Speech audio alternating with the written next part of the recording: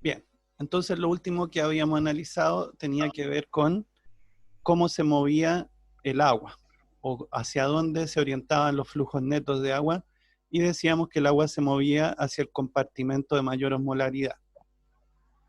Bueno, ahora, ¿cómo se define la presión osmótica? Para entender esto, veamos este experimento.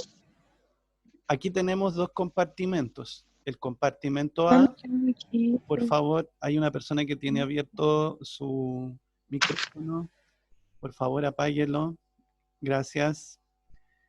Hay una solución acá que entonces tiene un soluto, ¿no es cierto?, que obviamente es soluble en agua.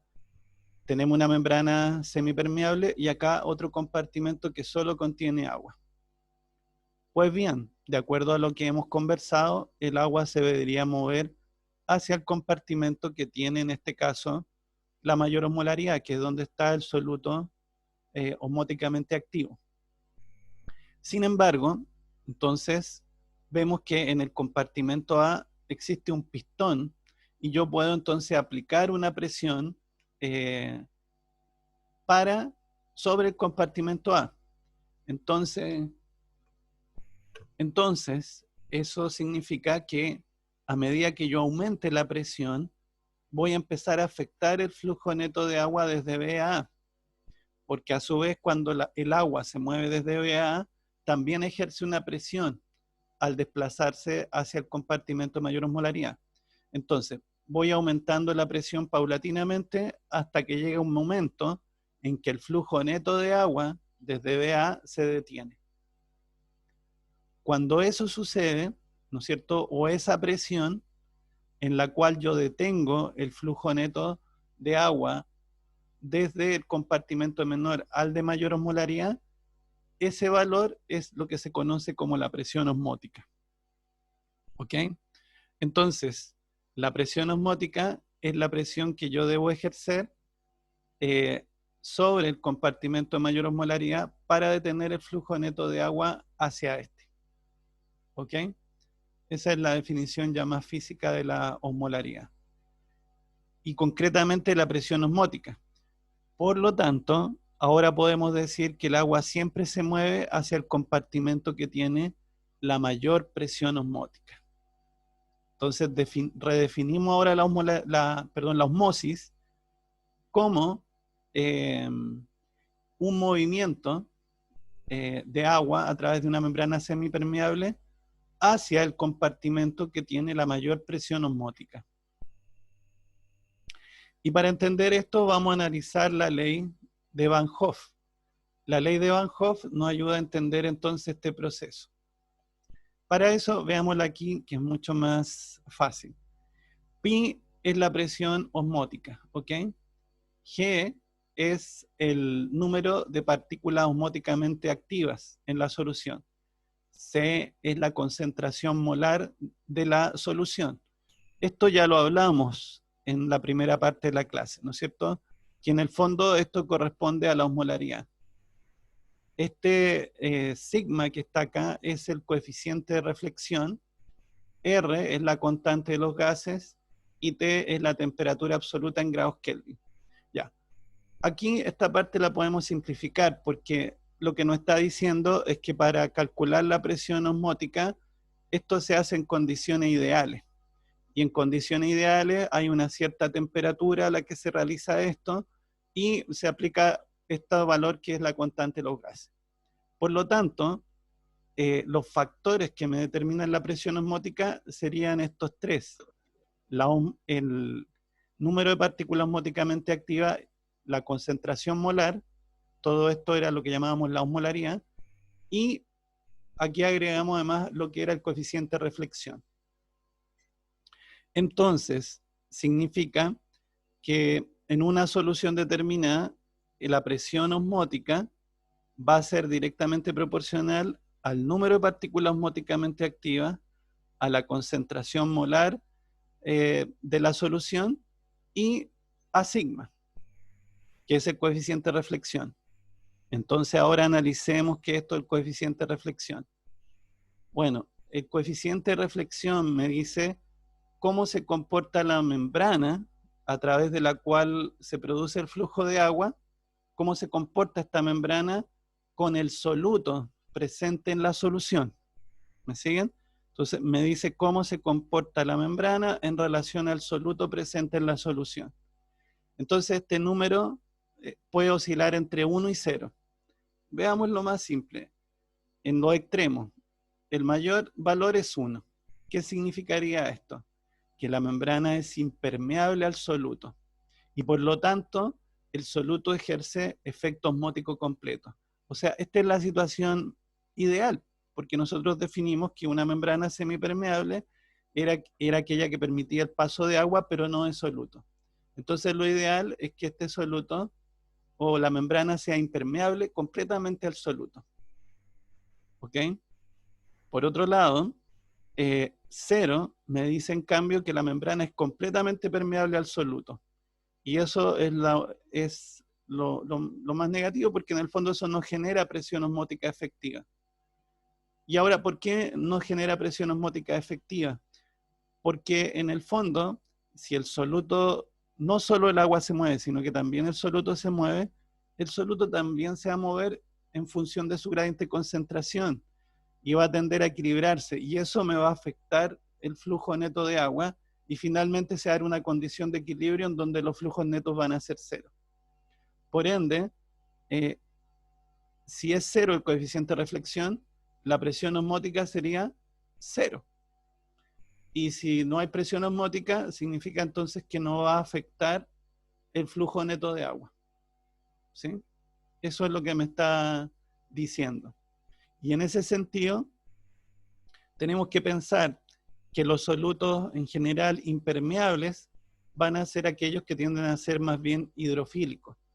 En cambio, los solutos que sí son permeables en las membranas celulares son aquellos que son liposolubles. Ahora bien, lo que estamos viendo en esta imagen es ya un experimento que nos va a ayudar a entender lo que se llama la difusión simple. Entonces pasamos ahora al transporte de solutos. Fíjense ustedes que esto que está acá es una bicapa lipídica y por lo tanto es una membrana sintética. ¿Por qué sintética? Porque noten ustedes, carece de proteínas. Es solamente una bicapa lipídica. Entonces esto es interesante porque podemos ver qué atraviesa la bicapa lipídica y qué no atraviesa la bicapa lipídica. Entonces veamos, aquí podemos ver que las dos primeras clases de moléculas pueden atravesar directamente la bicapa lipídica. ¿Qué moléculas son estas? Bueno, en general las moléculas hidrofóbicas atraviesan la bicapa lipídica sin problema, especialmente si son pequeñas. Entonces en este caso vemos ejemplos de moléculas pequeñas e hidrofóbicas, que serían, en este caso, gases como el oxígeno molecular, el dióxido de carbono, el nitrógeno molecular o el benceno. Todo esto puede atravesar sin mayores problemas la bicapa lipídica. Por otro lado, otra clase de moléculas que eventualmente puede, o mejor dicho, que atraviesa la bicapa lipídica, son moléculas polares sin carga, pero pequeñas. Ojo con esto, porque en general las moléculas polares no la atraviesan, pero si la molécula es polar sin carga y además es pequeña, esa podría eventualmente atravesar la bicapa. Y ejemplo de estas moléculas polares pequeñas sin carga tenemos el agua, el glicerol, el etanol o la urea. Todas ellas pueden atravesar la bicapa lipídica sin problema. Entonces, ¿para qué me sirve esto? Para darme cuenta que la difusión simple, recuerden ustedes que la difusión simple no requiere de proteínas de membrana, sino que ocurre directamente a través de la bicapa lipídica.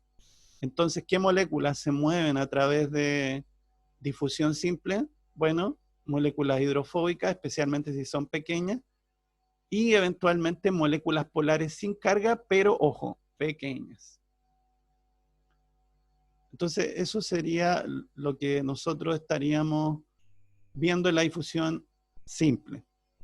Noten ustedes que acá tenemos otro grupo de moléculas o sustancias que no pueden atravesar la bicapa lipídica, como son la mayoría de las moléculas polares, especialmente si son grandes, aunque no tengan carga, pero si son grandes ya no pueden atravesarlo. Y decimos grande, pero en realidad estamos hablando de glucosa o aminoácidos, nucleótidos, que finalmente igual son monómeros dentro de lo que son las biomoléculas. Pero estos ya no pueden atravesar la bicapa lipídica. Los iones, a pesar de ser muy pequeños, por el hecho de tener estas cargas, tampoco pueden atravesar la bicapa lipídica. Sin embargo, yo sé que en las membranas plasmáticas, algunas de estas moléculas pueden atravesarlas. Entonces, por lógica, yo debería suponer que entonces, de aquí para abajo, van a requerir de proteínas de membrana para atravesar las membranas celulares. Entonces, así entramos al siguiente tipo. Bueno. En esta otra diapositiva, lo que nosotros estamos viendo, en esta otra diapositiva, es lo mismo. Tenemos más ejemplos de lo que ya hemos señalado, pero básicamente me muestra que todas estas que están acá arriba se mueven por difusión simple. Pasemos ahora a la difusión facilitada. Este dibujo es importante que cuando ustedes analizan cualquier imagen, se fijen primero en cómo es el gradiente concentración. Y aquí me está mostrando claramente que está más concentrado acá y menos concentrado acá. Entonces, si las sustancias, ¿cómo se mueven? Me está mostrando entonces que esta y esta se mueven a favor del gradiente. En cambio, estas se mueven contra el gradiente. Por lo tanto, este y este son mecanismos de transporte pasivo. En cambio, este es un mecanismo de transporte activo porque se mueven contra el gradiente e incluso me indican acá que requiere por ende de energía. Vámonos entonces a los transportes pasivos. Aquí se encuentra representada la difusión simple. Cuando el soluto se mueve directamente a través de la bicapa lipídica sin la participación de proteínas de membrana. En cambio acá, lo que nosotros estamos viendo de color verde son proteínas integrales de membrana. Estas proteínas integrales son las que van a permitir el movimiento de este soluto a través de la membrana. Por lo tanto, estamos hablando de difusión facilitada. Estamos hablando de difusión facilitada. ¿Ok? Entonces, esto que está acá es un canal iónico y esto que está acá es un transportador o permeasa. Como ya hemos señalado, los canales iónicos permiten el paso de iones específicos a través de su interior. Y los transportadores o carriers o permeasas, lo que me van a mover son algunas moléculas, también eventualmente iones, y ellos van a tener esta conformación típica que después vamos a ver que se divide en dos estados o conformaciones. ¿Ok? Entonces, esa es la primera cosa como primera aproximación. Entonces, aquí abajo está representado lo que se llama la difusión facilitada. Aquí tenemos de color verde, entonces es una proteína integral que representa a la permeasa o transportador. De color gris, la bicapa lipídica, de color gris. Entonces, lo que me muestra es que para transportar un soluto desde una región de mayor a una de menor concentración, fíjense acá una vez más en el gradiente, me tengo que fijar en que hay dos conformaciones posibles, que aquí se representaron con las palabras PONG y PING. Pues bien, ¿cómo es la conformación PONG? En este caso está la proteína abierta hacia el medio extracelular, está cerrada hacia el intracelular y tiene sitios de alta afinidad por el soluto. Por ende, este soluto que estaba en el extracelular se puede meter dentro de esta proteína y unirse a esos sitios de alta afinidad. Sin embargo, producto de esta misma interacción del soluto con el sitio de unión en la proteína, esta vuelve a cambiar su conformación. Y este cambio de conformación, que ahora llamamos ping, implica ahora que la proteína se abre hacia el medio intracelular, se cierra hacia el medio intracelular, y al entrar en contacto con el medio intracelular, esta zona baja la afinidad del soluto o de la proteína, perdón, por el soluto. Y por lo tanto el soluto se suelta y se mueve entonces hacia el medio intracelular. Bien, entonces, estos cambios conformacionales se dan en muchos transportadores, solo que en este caso, como ustedes ven, estos cambios conformacionales no requieren de gasto de energía. Y como ustedes pueden ver, aquí el movimiento es a favor del gradiente. Bien. Ahora, esto les pido que lo recuerden porque cuando después vean mecanismos de transporte activo, van a ver algo parecido, solo que estos cambios conformacionales requieren, por ejemplo, que las proteínas sean fosforiladas o desfosforiladas, etc. Luego, lo que tenemos acá arriba es una comparación en lo que es el transporte o la difusión simple y la difusión facilitada. La comparación que estamos viendo aquí es lo que se llama las cinéticas de transporte. Entonces vamos a comparar las cinéticas de transporte en la difusión simple, representada como una recta de color verde, y la difusión facilitada representada como una curva hiperbólica de color rojo. Por favor, necesito que se fijen que lo que está en el eje X es la concentración de la molécula transportada. O si ustedes quieren, lo que está representado aquí es el gradiente de concentración, no el tiempo. Y lo que tenemos acá en el eje Y es la velocidad de transporte. ¿Ok? Velocidad de transporte, entonces por acá. Para poder confeccionar este tipo de curvas, nosotros tenemos que considerar una densidad de transportadores constante. Es decir, que el número de transportadores en la membrana se mantiene constante. ¿Ok? Bien. Entonces veamos el comportamiento y las características de cada cinética. En la difusión simple, que sería la verde, nosotros nos podemos dar cuenta que a medida que aumenta el gradiente de concentración, la velocidad también aumenta. Si me desplazo para acá, sigue aumentando, sigue aumentando, sigue aumentando y sigue aumentando. O sea, para cualquier concentración de las que vemos acá, en cualquier gradiente de concentración, a medida que aumento el gradiente, la velocidad aumenta. O al revés, si ustedes quieren, a medida que bajo el gradiente, la velocidad disminuye. Eso significa entonces que hay una relación directa entre el gradiente de concentración y la velocidad de transporte. Entonces son directamente proporcionales. ¿Ok? Y me genera esta recta. Pero si observamos ahora y la comparamos con la curva hiperbólica del transporte por difusión facilitada o mediado por transportador, en este caso específicamente, nos vamos a dar cuenta que aquí hay dos comportamientos. Uno, que ocurre hasta este gradiente de concentración. En esta primera fase, a medida que aumenta el gradiente de concentración, yo veo que la velocidad también aumenta. O sea, la primera fase es dependiente del gradiente de concentración.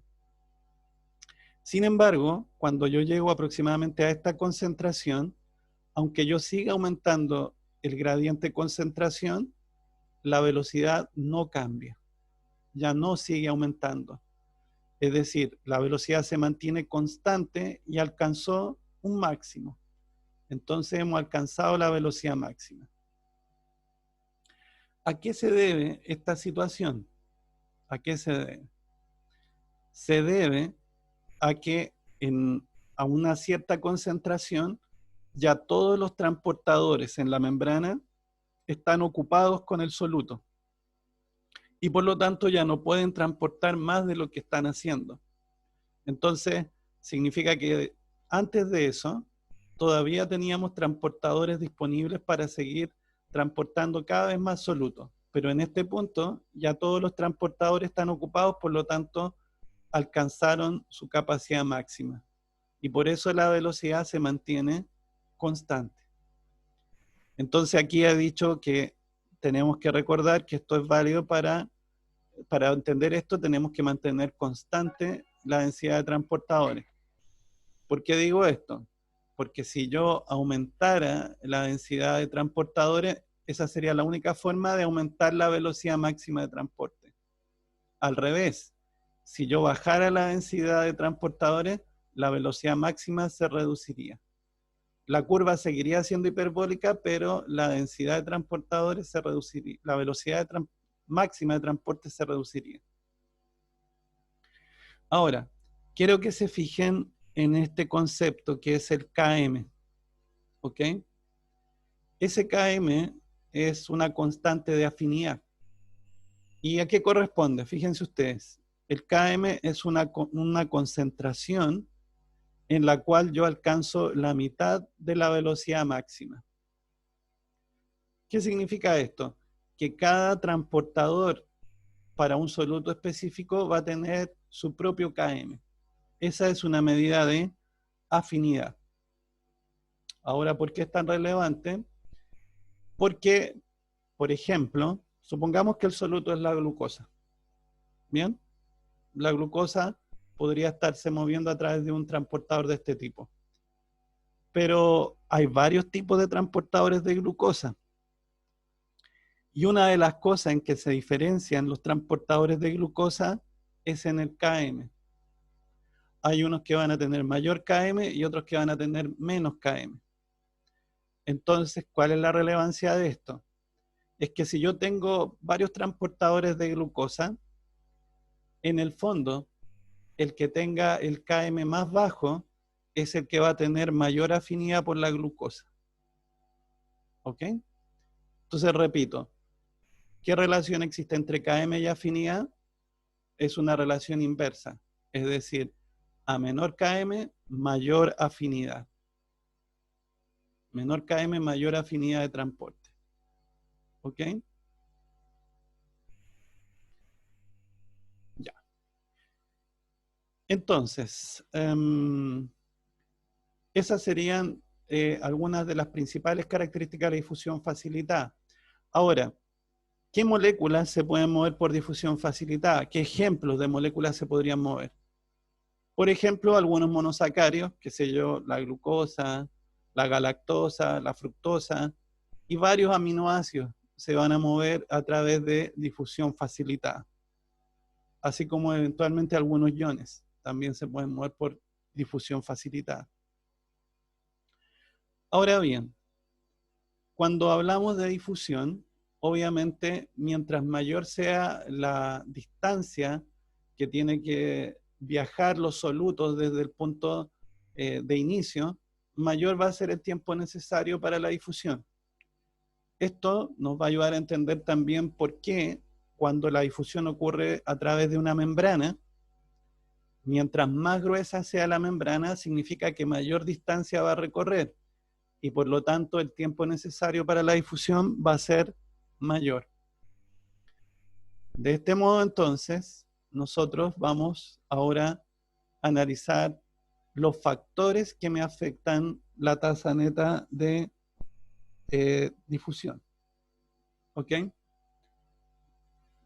Pero bueno, me voy a tener aquí un momento antes de seguir y analizar esto para atender sus consultas. Entonces, en este momento lo escucho. De lo que hemos explicado ahora en la segunda parte de la clase. O si quedó alguna duda de la primera parte. Profe, yo tengo una duda con lo del coeficiente de reflexión.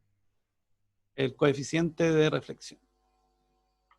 Ya, coeficiente de reflexión, dígame. Le escucho. ¿Cuál es su duda? Sí, es que no entendí muy bien lo del 1 al 0 y el 0 al 1, esos tres. O Ah, sea, ya, entonces, ya, correcto. Lo que pasa es que, acuérdense que todo esto es porque estamos hablando, esta fórmula, ¿no es cierto? O ley, en el fondo, que se enuncia a través de esta fórmula, que es la ley de Van Hoff, me dice cuáles son los factores que afectan la presión osmótica. Esa es la primera cosa que tengo que tener claro. Y me dice cómo estos factores inciden sobre esta. Y rápidamente, al mirar esto, yo me doy cuenta que cada uno de estos factores, es decir, el número de partículas, la concentración y el coeficiente de reflexión, son directamente proporcionales a la presión osmótica. Es decir, cualquiera de estos que aumente, me van a aumentar la presión osmótica, y cualquiera de estos que disminuya, me van a disminuir la presión osmótica. Entonces, lo primero que tendríamos que tener presente es que, en el caso del coeficiente de reflexión, el número máximo es 1 y el número menor es 0. Entonces significa que 1 sería ya lo más que puede aportar a la presión osmótica. Y por eso me dicen que el efecto osmótico es completo. En cambio, cuando es 0, obviamente todo esto se va a hacer 0. La presión osmótica se va a hacer 0. Y por eso me dice que no genera presión osmótica efectiva. Bueno, ¿qué significa un poco más este coeficiente de reflexión? Que para saber cuál es la presión osmótica de la solución, no solo tengo que saber la concentración molar, como les decía, tengo que saber si me genera partícula osmóticamente activa. Pero el coeficiente de reflexión me dice cómo se comporta la membrana en relación al soluto presente en la solución. Acuérdense que yo quiero saber la presión osmótica de una solución, ¿ok? Siempre mi interés es saber cuál es la presión osmótica de la solución, para que se entienda más qué quiero decir con una solución, para que no sea tan abstracto. ¿Cómo es la presión osmótica de la solución del medio extracelular? ¿Cómo es la presión osmótica de la solución del medio intracelular? Yo necesito saber eso para saber finalmente si el agua se mueve hacia el intra o hacia el extra. Y en ese sentido, yo tengo que saber cómo se comporta la membrana en cuanto a permeabilidad a ese soluto. Yo les decía que para entender la osmosis, lo ideal es que ese soluto, o sea, que la membrana frente a ese soluto tenga un coeficiente de reflexión 1. Es decir, significa en ese caso que efectivamente la membrana es impermeable al soluto, al 100%. Si la membrana es impermeable al soluto, significa que es 100% semipermeable, o sea, solamente permite el paso de agua y no permite el paso de soluto. Esa condición me va a dar origen a la mayor presión osmótica posible. En cambio, si la membrana fuese permeable al soluto, es decir, si este soluto presente en la solución se pudiera mover libremente a través de la bicapa lipídica, no me va a generar presión osmótica, porque como les decía, supongamos que yo parto con dos concentraciones distintas. Entonces, supongamos que en el compartimento A tengo 3 y en el B tengo 2. Claro, yo podría pensar que el agua se va a mover hacia donde está la mayor concentración, en el 3. Pero ¿qué pasa si el soluto, si la membrana es permeable al soluto? Significa que el que está en el compartimento A se va a empezar a mover al B, el soluto, por un fenómeno de difusión del propio soluto. Entonces se va a mover hasta que se equiparen las concentraciones. Y si eso ocurre, el flujo neto de agua va a ser 0. Entonces por eso se dice que si la membrana es totalmente permeable al soluto, esa solución con ese soluto no me va a generar presión osmótica. Dicho de otra manera, si me dice que no genera presión osmótica, significa que no va a influir sobre los flujos netos de agua. ¿Está claro? Sí, gracias, profe. ¿Sí? Bien. ¿Alguna otra pregunta sobre lo que hemos visto anteriormente, en realidad sobre todo el día? ¿Alguna otra duda? Sobre la presión osmótica, ¿Sí? lo que es así como en general. Sobre la presión osmótica, no escuché la última parte. Como lo que es en general, o sea, no entendí como lo que es la presión osmótica en sí. La presión osmótica es la presión que, si lo decimos de otra manera, tendríamos que entender que es la presión que genera un cierto soluto que es osmóticamente activo. ¿Y por qué me interesa la presión osmótica? Porque hacia el compartimento de mayor presión osmótica es donde se mueve el agua. Fíjense ustedes que lo más relevante para entender la presión osmótica eran estos dos elementos, porque estos dos elementos, la concentración molar y el número de partículas, eran la osmolaridad. Entonces, si volvemos al ejemplo este, ¿dónde está la diferencia entre estas dos soluciones? Que aquí el cloruro de sodio me generaba dos partículas osmóticamente activas. En cambio, la glucosa me generaba una sola, que era ella misma. Por lo tanto, aquí la osmolaridad decíamos que tendríamos que multiplicar 0,3 por 2, que me daba 0,6. Y aquí era 0,3 por 1 y me daba 0,3. Entonces, al ser mayor la osmolaridad acá, lo que me está diciendo es que la presión osmótica en este compartimento es mayor y por lo tanto el agua se va a mover hacia A. Entonces, lo que a mí me interesa, ¿por qué me interesa la presión osmótica? Porque de esa manera yo puedo determinar hacia dónde va a ser el flujo neto, o si es que va a haber flujo neto. Entonces, la importancia de que ustedes entiendan lo que es la presión osmótica es saber que hacia allá se mueve el agua, a través de una membrana semipermeable. ¿Ok? La persona que preguntó, ¿le queda más claro? ¿O hay algo todavía que no esté claro? No, profe, sí, está todo bien ahora, todo bien. ¿Sí? Muchas ¿Todo gracias. bien? Ya. Profe, entonces, en resumen, mientras más presión osmótica haya, más se van a mover el agua hacia ese lugar, ¿cierto? Algo así.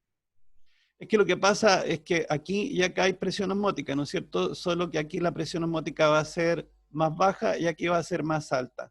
O sea, hay un gradiente de presión osmótica acá, ¿no es cierto? Entonces el agua siempre se mueve hacia la región con mayor presión osmótica. Es como parecido a lo de la concentración, solo que yo les decía que la concentración puede ser engañosa, porque si vemos la concentración molar de estos dos compartimentos era la misma. Entonces eso no me sirve para saber si hay o no movimiento de agua. Lo único que a mí me sirve para saber si hay movimiento de agua es calcular la osmolaridad y en base a eso la presión osmótica. Por eso les decía, entonces el agua se va a mover hacia la región con mayor presión osmótica. Gracias, profesor. Profe, pero si digamos se mueve hacia la mayor presión osmótica y digamos si otra sustancia tiene una mayor osmolaridad, pero otra tiene mayor presión osmótica, ¿hasta dónde se tendría que ir el agua? No entendí, no entiendo bien lo que me quiere preguntar. A ver, ¿cómo puedes Que repetir? digamos si hay dos compartimientos, ¿Sí? ¿ya? Y un compartimiento tiene una mayor osmolaridad y otro compartimiento tiene una mayor cantidad de presión. Es que lo que pasa, volvamos ahora a la fórmula. Lo que pasa es que la osmolaridad, fíjense ustedes que esta es la presión osmótica, pi, y estos son los factores que la determinan. El coeficiente de reflexión, como les decía, tiene que ver con si la membrana es o no permeable al soluto. Por lo tanto, supongamos por un momento, para poder responder eso, que la membrana es impermeable al soluto, por lo tanto esto es 1. ¿Qué significa eso? Que lo más importante para saber qué pasa con la presión osmótica es estas dos variables, que sería la concentración molar y el número de partículas osmóticamente activas. Y lo que me dice esta fórmula es que si aumenta la osmolaridad, la presión osmótica tiende a aumentar mientras no cambie el coeficiente de reflexión. ¿Se entiende? O sea, si yo, por ejemplo, tuviera,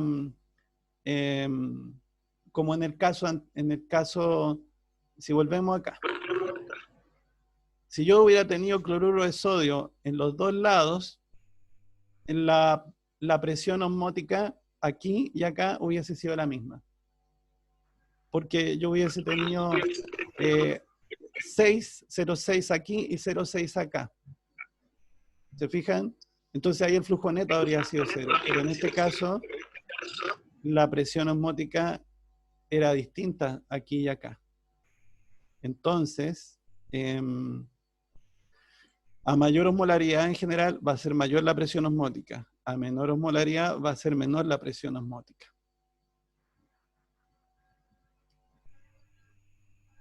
¿Sí? Sí, ¿Queda ok. más claro? Sí, sí. Ya. ¿Alguna otra duda? Profe, Sí, escucho. sí, al volver, si es que vuelve a la osmolaridad, por favor.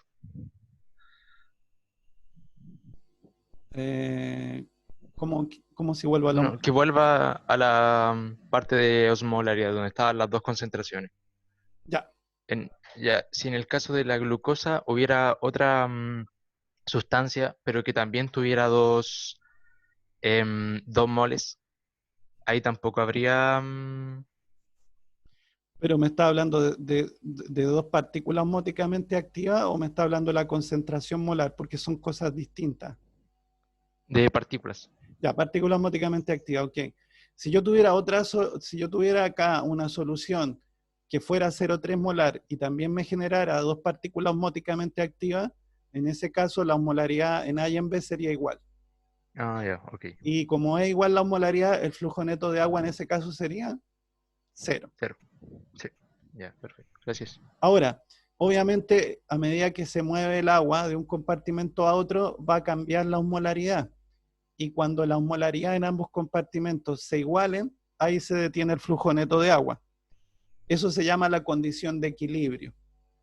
Y eso ocurre en todo mecanismo de transporte pasivo. Las moléculas se mueven hasta que se alcanza la condición de equilibrio. ¿Alguna otra duda, consulta?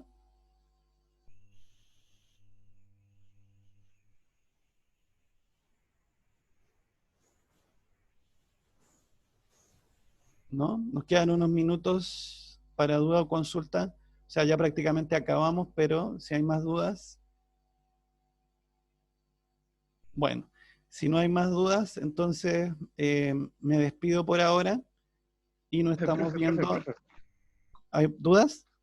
Sí, sí, sí, sí. Ah, ya. El resto que queda del Power, hay que verlo nosotros mismos, ¿cierto? Perdón, esperen.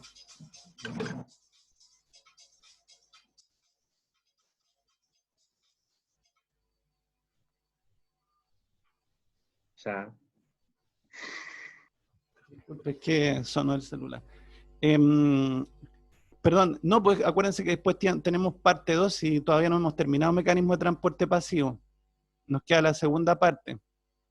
Una segunda clase de mecanismo de transporte pasivo. ya, profe, gracias. Bien, entonces nos despedimos y nos estamos viendo entonces. Profe, una consulta. ¿Ya? Digamos, si después nos generan más dudas, en la otra clase les podemos preguntar. Sí, y sobre también eso. acuérdense usar el foro de consulta. Acuérdense que hay un foro de Ok. consulta por tema. ¿Ok? Bien, entonces nos vemos en la siguiente clase. Profe, Chao. profe.